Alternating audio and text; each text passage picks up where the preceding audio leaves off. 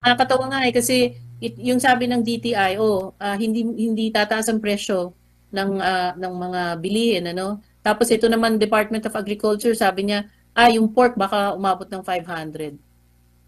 So kung talagang nagko-coordinate itong mga department secretaries, bakit iba-iba yung signals na pinapadala nila, na binibigay sa mga tao, diba?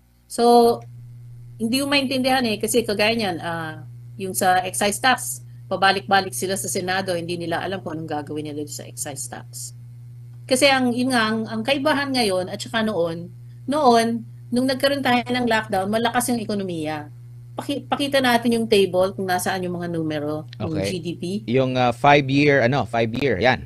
Oo, yung 5 years. So kung titingnan mo nung lockdown, ang growth natin ng GDP, mataas pa, di ba? So nasa 5.7, 7.6%. Mhm. Ngayong 2025, 4.4% na lang. Bakit? Kasi bumagsak ang investments. So kung titingnan mo, nung 2021 at 2022, double-digit growth pa ang investments o yung pamumuhunan ng mga business. Mhm. Nung 2025, minus 2.1. At actually, nung fourth quarter 2025, mas malala pa kasi minus 10.9. So babagsak pa yan lalo ngayong 2026 kasi yung investment commitments bumagsak ng 50%. Okay. So malaking epekto yan sa ating GDP. Ang suma total niyan, kokonti ay maraming mawawalan ng trabaho at saka uh, walang expansion or mabagal ang expansion, kumbaga walang bagong trabaho na maghihintay dun sa mga gagraduate this year. So tataas talaga yung numero ng mga taong walang trabaho itong taon na ito. Kesa nung taon, nung lockdown, makikita mo, yung investments nga, sabi ko, umakyat pa ng 20% at saka 13%, 2021 and 2022. Okay. Tapos tingnan mo yung government spending. So nag-provide ng fiscal stimulus yung government nung time na yon. Kaya tumaas yung government spending ng 7.2 noong 2021 at 5.1 noong 2022. Tingnan mo ngayon yung government spending nung fourth quarter ng 2025, 3.7 na lang. So, in other words, on a quarterly basis, bumabagal talaga yung mga dapat na nagpo-provide ng growth at saka trabaho para sa mga Pilipino. Okay. Ganun din, pag tinignan mo sa baba, yung net factor income, dyan kasi pumapasok yung OFW remittances. So, noong 2021, nung kasagsagan ng lockdown, bumagsak yan ng 51.6%. Pero, dahil nga mataas pa yung investments, okay, kaya pa rin nag-grow ng ating economy ng 5.7%. Tapos nakabawi siya. Noong 2022, umangat yung remittances to 76.8%. Kaya umangat ng 7.6% yung ekonomiya natin. Kahit medyo nag-slow down yung investments ng 13.7%. Okay. So itong taon na to, nung 2025, no, nanghina yung OFW remittances to 19.1% na lang. So, ibig sabihin, affected rin yung mga OFWs natin. Siguro, nagkaroon din yata sila ng parang hindi Holiday. sila naganahan magpadala, di ba? Tama. Parang nagkaroon din ng boycott yung mga OFWs natin nung nakulong si President Duterte. Pero makikita mo nung fourth quarter 2025, 10.9% lang yung inakyat ng remittances. Okay. Kaya tingnan mo yung consumer spending, 3.8% na lang. Kasi ang talagang sumusuporta na lang talaga sa consumer spending or household spending ay ang remittances.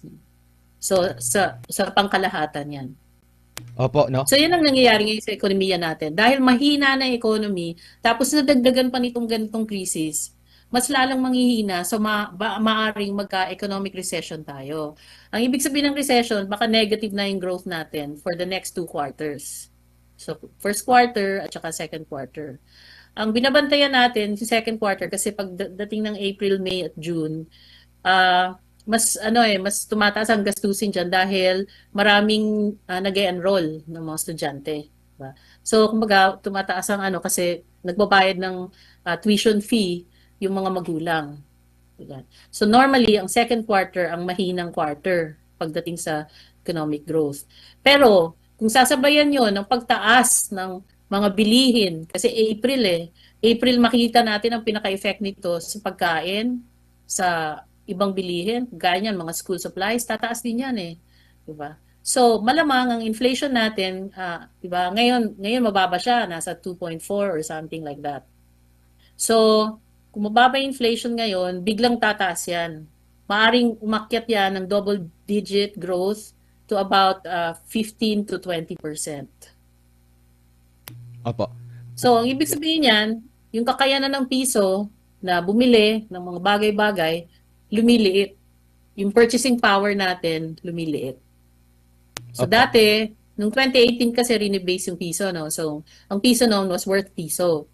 Last year, 2025, 76 centavos na lang yung value ng piso natin. Dahil tumaas nga yung inflation noong 2023. Tapos hanggang ngayon, medyo hindi masyado. Pero noong 2023, malaking bagay yung binagsak ng ating purchasing power dahil dun sa inflationary effect ng pagtaas ng mga sibuyas, bawang, bigas, ganyan.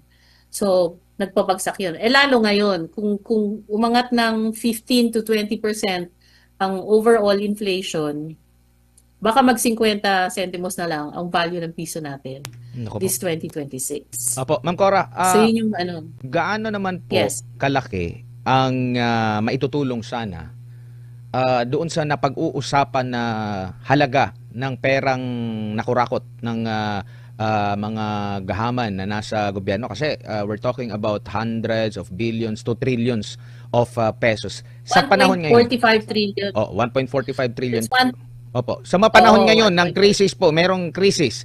Gaano kalaki ang tulong po noon kung hindi po 'yun nawala? Alam mo, nung previous administration, yung kanilang cash assistance program, yung emergency cash subsidies of 5,000 to 8,000 per month, umabot and they were able to reach mga 30 million households, no, between the first and second tranches. Umabot lang ng 200 to 205 billion pesos yung ginastos ng gobyerno.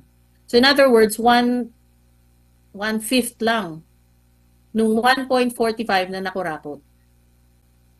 So malaki sanang may tutulong nun. Of course, hindi maganda yung yung cash assistance. Pero pwedeng magtuloy-tuloy yung mga infrastructure programs ng government so that they can generate jobs. Kasi importante talaga magkaroon ng fiscal stimulus sa ganitong panahon. So yung pera ng gobyerno dapat ginagamit para makapag-generate ng trabaho, para hindi aasa sa cash assistance lang ang mga tao ngayon. Kasi hindi sustainable yun eh. 'Di ba? Kung tumagal sabi mo ng 3 buwan, 4 na buwan itong gerang to, tapos ganun kataas yung presyo ng gasolina, o baka tumaas pa more than where it is right now, hindi kayang punuin ng gobyerno yung ganung cash assistance na up to 4 months. Kasi nung lockdown, 2 months nga lang yung naibigay ng gobyerno noon.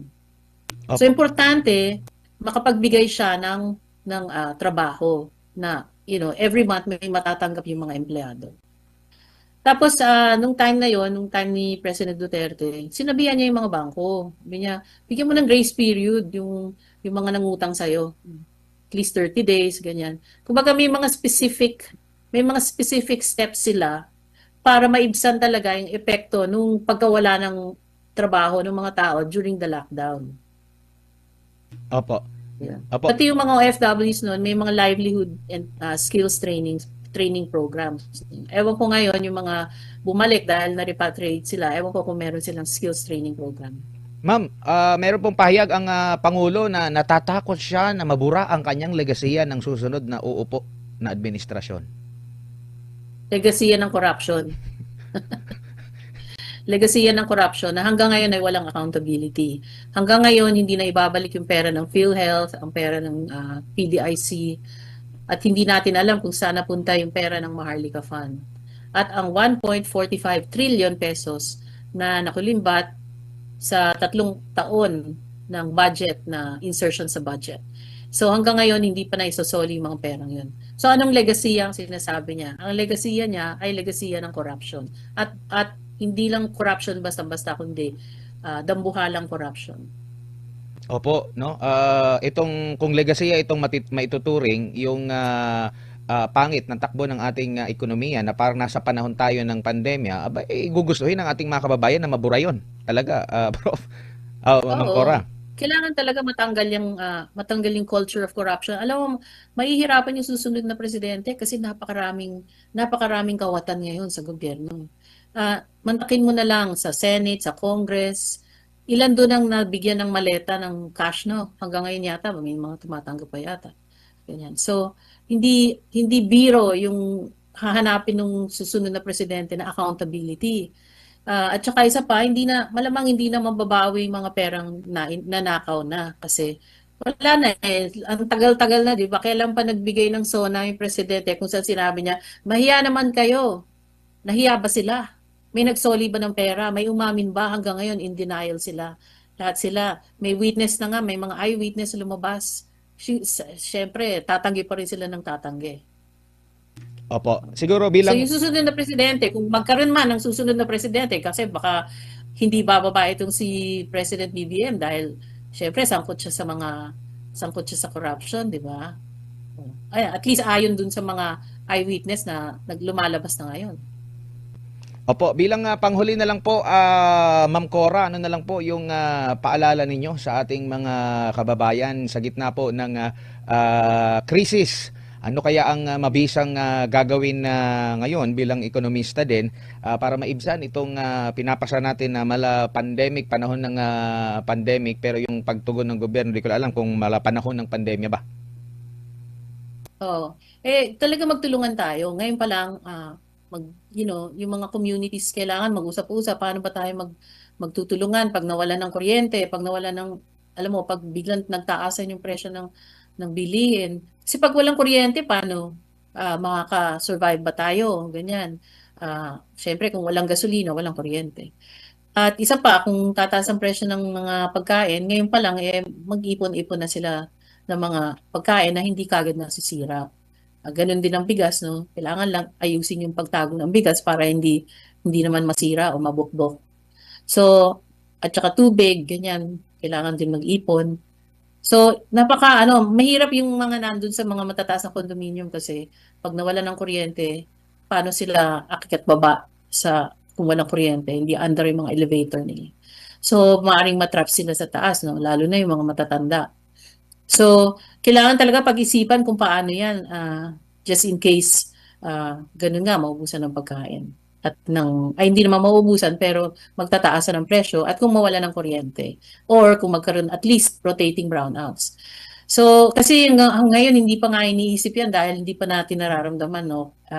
Sana lang, ang pinakadasal ko, magkaroon ng replenishment, no? Yung ating mga supply ng crudo or ng gasolina. Yung sinasabing Russian oil na dumating sa Petron pala yun. Ang Petron kasi meron siyang refinery. Ang Shell walang refinery. So, aasa siya sa ibang bansa na mag-refine. So, dun natin makikita kung makakakuha ng supply ang Shell, no? Ang Chevron, kukonti na lang naman ang ng Chevron, ng outlet niya, yung Caltex, no? So, ganun din ang tanong ko kung makakuha siya ng refined fuel. So habang naghihintay tayo, ganyan, mag-ipon tayo at saka siguruhin natin na magkakaroon tayo ng solar powered lights or electric fan man lang, ganyan, para ma-survive natin itong crisis na ito. The diesel is 53 bucks, 53 pesos per liter. Okay, in Laos it's 70, in Vietnam it's 57, in Singapore it's 140, etc.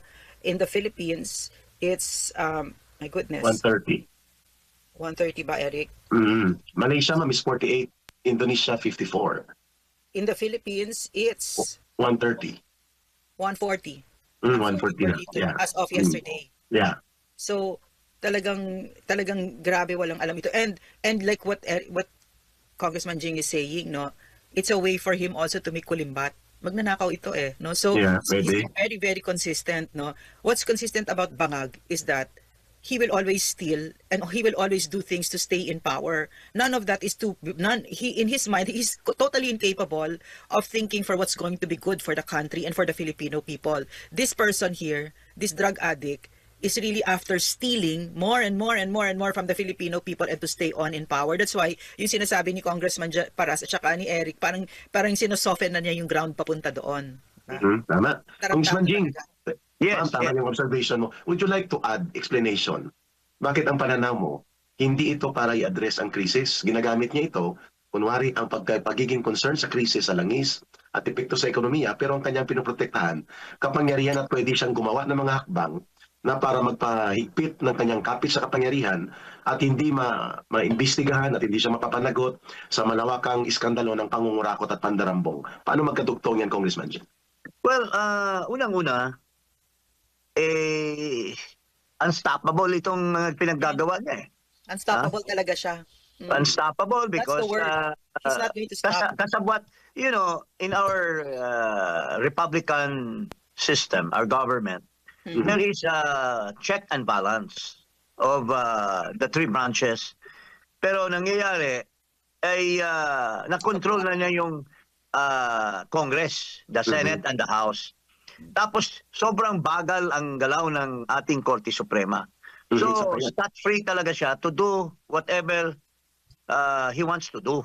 All these things that's going on, cooperated by people who are also kasabwat niya sa kanyang gawain na pagnanakaw, as Saldi Ko has already said, and the 18 Marines, ito lahat ay nagagawa niya at gagawa pa siya ng dagdag dito sa pamamagitan nitong emergency declaration.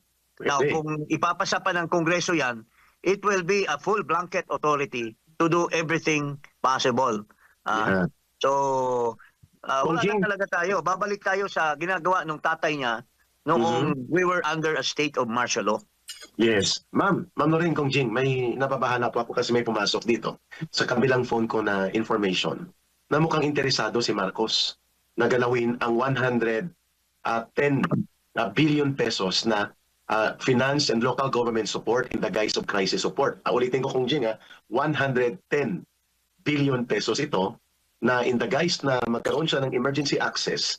Sabi mo, pwede niyang galawin yan dahil pwedeng magkaroon na siya ngayon ng blanket authority and excuse para ipatuloy ang pagnanakaw, kunwari tumutulong sa krisis. At isa pa, mag-realign ng mga projects na under sa office niya. Halimbawa, mayroon po siyang mga mahigit kumulang 48 billion pesos para sa mga farm-to-market roads na pwede niyang isuspend at pwedeng galawin in the guise na magkaroon ng support sa ekonomiya sa krisis natin pero at the disposal of the President. How do you look at that in your reaction, Congressman Jing, and your reaction also, Ma'am Lorraine? Well, unang-una, I said, unstoppable lang nga dahil ang in-address ng kanyang hiningi na emergency is not purely yung problema natin na supply ng langis. Pero nakalagay doon, may mga allied actions pa na pwede niyang gawin. Tungkol sa infrastructure, building this and that in the guise na to achieve, or to address the energy problem, the oil problem. Marami siyang mga nakalagay doon sa kanyang poder na ibibigay ng Kongreso or in the declaration of national emergency that he will tap. As you said nga, pwede niyang galawin yung mga nakalaan na ng mga budget sa mga iba-ibang proyekto. Pwede yung isuspend. Lalo na yung contingency fund.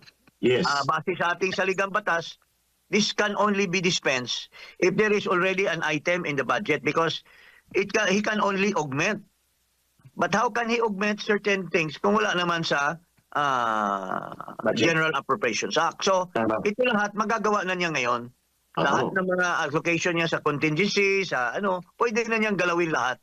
And wala nang accountability yan. Yun ang mangyayari dyan. Nakakatakot talaga itong pagkamakap. Ma'am, your reaction to that, napakalaki nang tinototal ko 220 billion pesos ang latitude of funds na pwede niyang galawin. At yun ang binabanggit ni Congressman Jing.